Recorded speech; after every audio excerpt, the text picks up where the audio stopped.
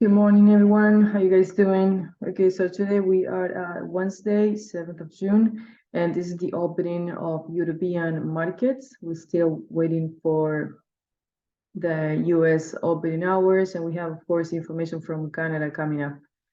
All right, so Eurodollar opened for sellers today, and we are only testing highs in the area, so wouldn't take any buy for granted here on Eurodollar. And probably we might be testing 107.10, 107.15, and 107.20. But if you see in the past, these levels are considered highs, okay? So don't take any, like I said, any buy price for granted. Ideally, we're just gonna wait on the sellers below the 107, down to 106.91, and then below 106.90, down to 106.83 and possibly testing the 106.75 and the 106.70. So by situation today, I will try to avoid it.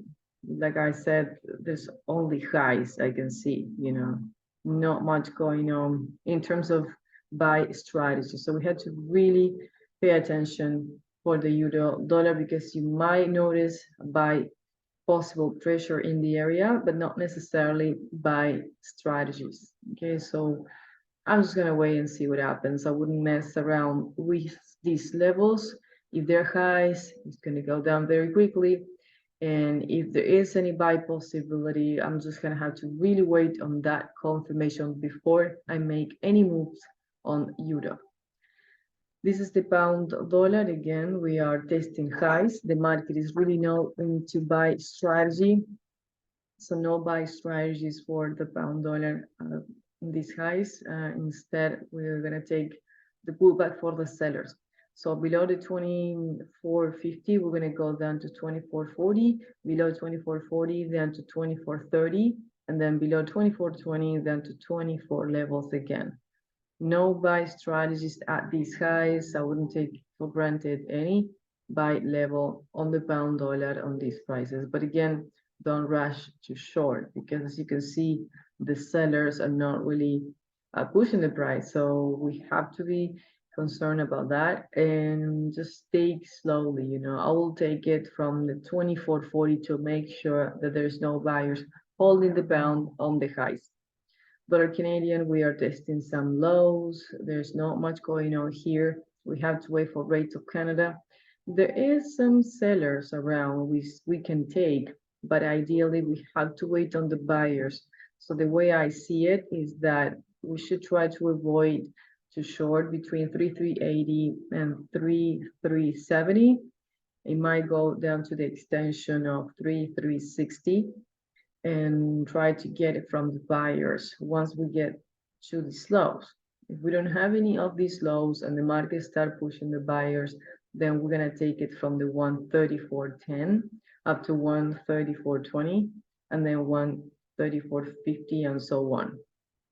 So it's quite easy to see it. If you go down the road and check the price activity down here on dollar Canadian, you're gonna notice that there is some sellers, like I said, here, here, and here. But again, most market on these levels are pretty much waiting for the dollar to jump in, you know.